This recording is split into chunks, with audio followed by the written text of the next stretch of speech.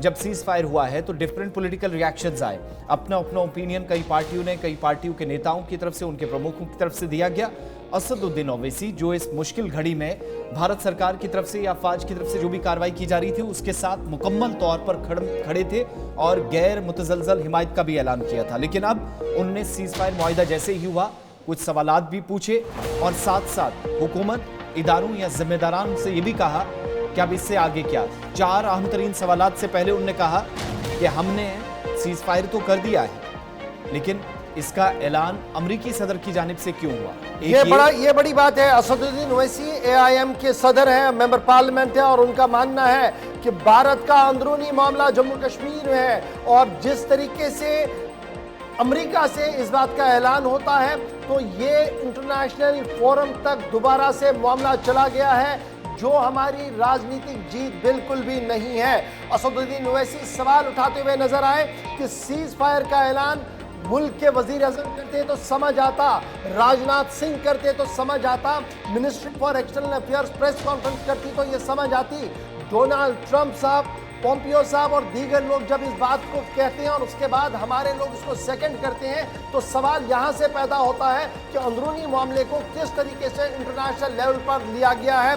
सवाल लगातार असदुद्दीन ओवैसी की तरफ से 4 पूछे गए हैं और ये साफ किया गया है कि जिस तरीके से 22 सरन पहलगाम के मामले पर भारतीय हुकूमत की तरफ से मौक़िफ़ था कि हम इसके खिलाफ हैं, पूरी मुल्क उनके साथ थी, पूरी क़यादत भारतीय जनता पार्टी की हुकूमत के साथ थी, लेकिन जिस तरीके से कल रात एक नया मोड़ इसमें आया है उससे यह साफ लग रहा है कि मामलात शायद हमारे हाथों से भी आगे चले गए हैं। पहला सवाल, मैं उम्मीद करता हूं कि वजीर आज़म नरेंद्र मोदी साहब ये अनाउंस करते सीज फायर का और खुद बताते मुल्क को कि आखिर हुआ क्या है, क्योंकि ये उनका मामला था, रियासत का मामला था। जिस तरीके से हमने इसको थर्ड पार्टी में ले लिया है, ये जो थर्ड पार्टी इंटरवेंशन इसमें हुआ है अमेरिका का, ये 1972 अकॉर्ड की भी खिलाफ वर्जी है। ये पहला सवाल उनकी तरफ से उठाया गया है। दूसरा सवाल जो उठाया गया है कि ये यूनियन टेरिटरी भारत का अटूट हिस्सा है, इसमें यूएन का क्या गारंटी दी है, कि यूएन की कौन सी गारंटी ऐसी है कि अब इस टेरिटरी के अंदर टेररिज्म नहीं होगा?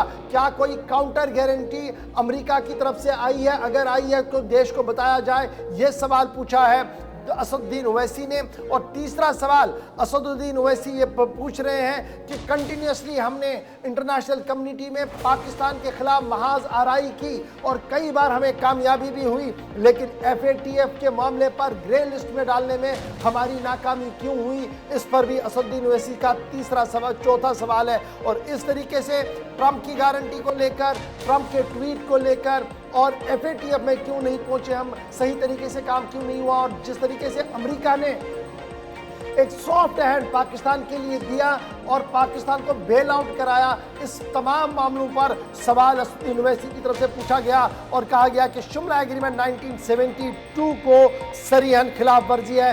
पहला बड़ा रिएक्शन जो असदुद्दीन ओवैसी की तरफ से सामने आया है। रीजनल हेडक्वार्टर्स पर चलेंगे, पीपल्स डेमोक्रेटिक पार्टी, नेशनल कॉन्फ्रेंस, पीपल्स कॉन्फ्रेंस, अवामी इत्तेहाद पार्टी और दीगर जमातों ने कल हुए सीज फायर का खैर मकदम किया है। इतने ब्रॉडर कैनवास पर कोई सवाल नहीं पूछा, कहा कि वक्त की ज़रूरत थी, सीज फायर हुआ है, रियासती अवाम की बाज़ाबातकारी के लिए मुल्क की क़यादत को अब आगे आना होगा। लेकिन असदुद्दीन ओवैसी ने 4 बड़े सवाल पूछकर आज पूरे दिन के लिए मुख्तलिफ चैनल्स के लिए एजेंडा सेट कर दिया है।